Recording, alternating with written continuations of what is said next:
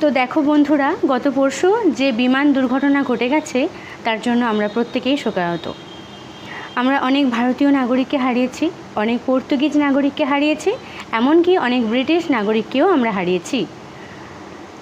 এরকম একটা দুঃখজনক অবস্থাতে, দুঃখজনক পোস্টে অনেক মানুষ আছেন যারা হাহা রিয়াক্ট করছে। এদের ঠিক কোথা থেকে হাসি আসছে এটাই ভাবার বিষয়। এরা কি আসলেও মানুষের পর্যায়ে পড়ে?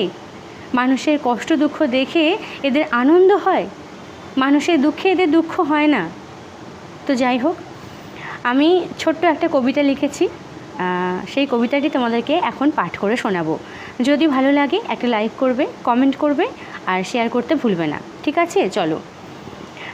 কত ইচ্ছে, প্রথমে জানিয়ে রাখি কবিতাটির নাম হচ্ছে আকাশপথে মৃত্যুবার্তা।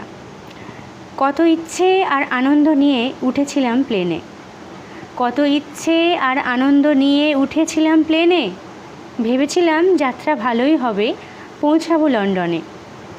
খুশি আর উল্লাসে ভরা ছিল প্রত্যেকটি হাসি মুখ, খুশি আর উল্লাসে ভরা ছিল প্রত্যেকটি হাসি মুখ। কেই বা জানতো এক ভয়ানক দুর্ঘটনা কেড়ে নেবে এই সুখ। ভেঙে পড়ল এয়ার ইন্ডিয়া 5 মিনিটেই শেষ, ভেঙে পড়ল এয়ার ইন্ডিয়া 5 মিনিটেই শেষ।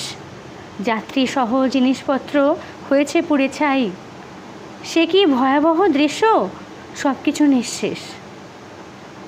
পরিবারের সাথে তোলা একটি সেলফি সোশ্যাল মিডিয়ায় স্মৃতি হয়ে থাক, পরিবারের সাথে তোলা একটি সেলফি সোশ্যাল মিডিয়ায় স্মৃতি হয়ে থাক।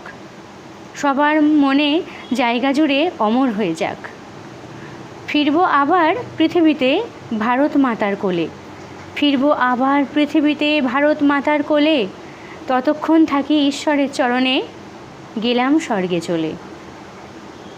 আশা করি কবিতাটি ভালো লেগেছে। এটা গতকালকেই আমি লিখছিলাম। তো যদি ভালো লাগে একটা লাইক করো, কমেন্ট করো। আর কি বলবো, আমরা প্রত্যেকেই শোকাহত।